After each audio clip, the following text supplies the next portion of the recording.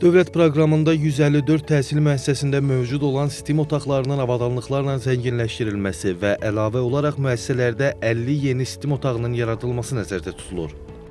Bu istiqamətdə də Naxçıvan şəhəri üzrə 17 ümumi təhsil məktəbində yeni STEAM kabinələri yaradılıb və yeni avadanlıqlarla, yəni STEAM avadanlıqları ilə təmin olunub.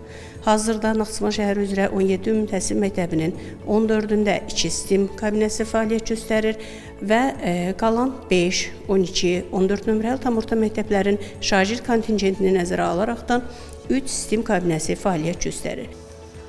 Bu vasitələrdən istifadə etməklə şagirdlər elm və texnologiya sahələrində layihələr üzərində işləyə, eksperimentlər apara və yaradıcı düşüncə bacarıqlarını inkişaf etdirə biləcəklər.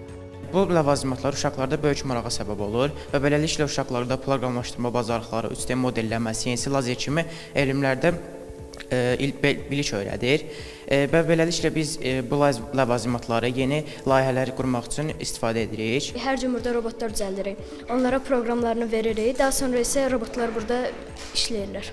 Bizim düzəltdiyimiz CNC aparatı taxta kəsmək üçün istifadə olunur, həm də lazer üçün də istifadə olunur. Bunlardan biri məsələn, taxtanı qoyuruq, taxtanın üzərinə ad, kompüterdə onu proqram verib ad yaza bilirik. Təhsil Nazirliyi tərəfindən həmin məktəblərə STEAM avadanlıqları olaraq Arduino Nano, üstə qələmlər, Embot robotları, 3D printer, CNC printerlər və eyni zamanda günəş panelləri və digər avadanlıqlar təhvil verilibdir.